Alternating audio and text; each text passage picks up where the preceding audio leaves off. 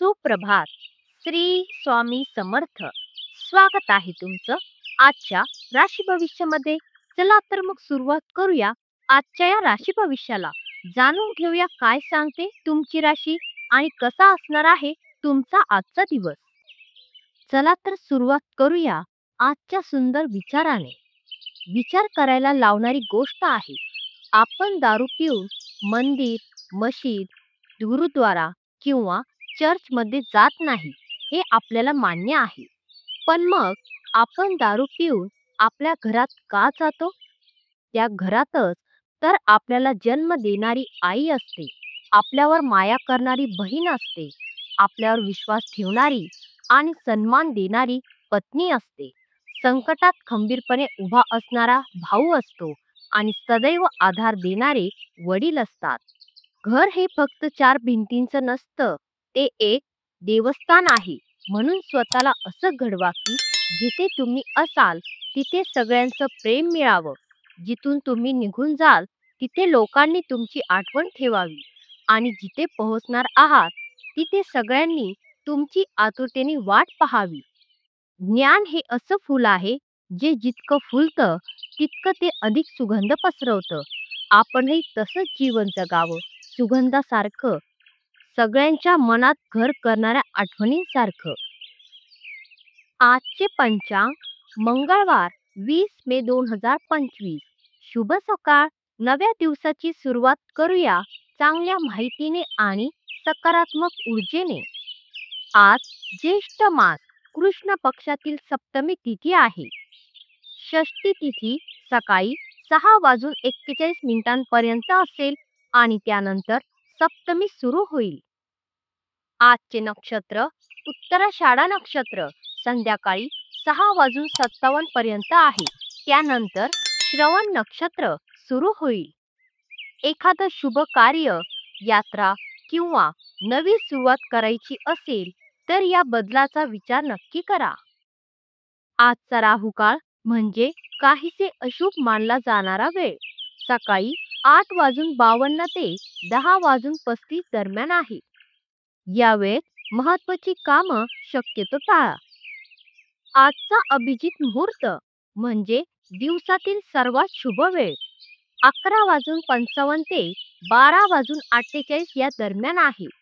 नवीन उपक्रम, खरेदी किंवा निर्णयासाठी ही वेळ अत्यंत उत्तम आहे. चंद्र आज मकर राशीत राहणार असून आपल्याला स्थैर्य, शिस्त आणि आत्मविश्वास देणारा ठरेल. सूर्य नेहमीप्रमाणे वृषभ राशीत आहे, जे आपल्याला सौंदर्य, सृजनशीलता आणि स्थिरता यांची आठवण करून देतो. आजचा दिवस तुमच्यासाठी प्रेम, शांती आणि यशाने भरलेला असो. सकारात्मक विचार ठेवा आणि मन शांतीने दिवस जगा. आज तुमच्या आरोग्याकडे विशेष लक्ष देणं गरजेचं आहे.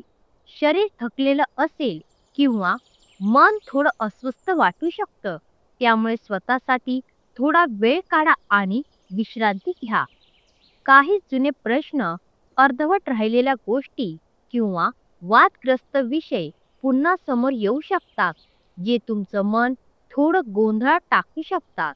आर्थिक बाबतीतही अनावश्यक खर्च वाढेल आणि त्यामुळे थोडं अस्वस्थ वाटू शकतं. दिवसाच्या उत्तरार्धात एखाद्या जुना मित्र अचानक फोनवर संपर्क साधेल आणि तो छोटा संवाद तुमच्या चेहऱ्यावर हसू आणून जाईल. जुन्या आठवणींनी संध्याकाळ खरंच खास होईल.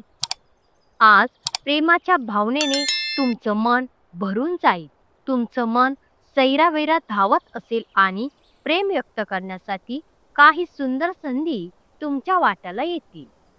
कामाच्या ठिकाणीही आज काही सकारात्मक घडामोडी होतील. सहकारी तुमच्या पाठीशी खंबीरपणे उभे राहतील. मात्र त्यासाठी तुम्हालाही पुढाकार घेऊन योग्य निर्णय घ्यावे लागतील.